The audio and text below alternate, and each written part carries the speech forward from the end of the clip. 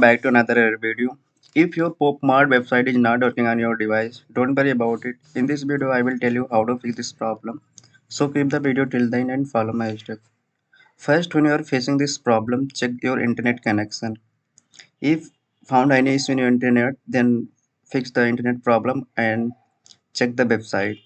If it is still not working, then next is open your browser and go to three dot button. Then click on the setting.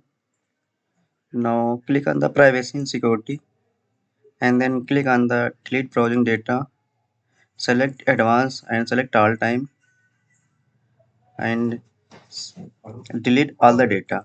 After doing this step, check the problem.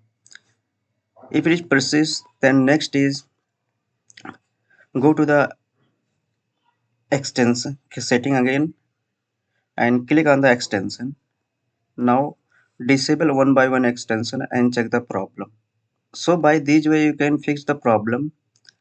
I hope this video is for you. If you like this video, click on the like button and subscribe our YouTube channel and share with friends. Thanks for watching. See you in the next video.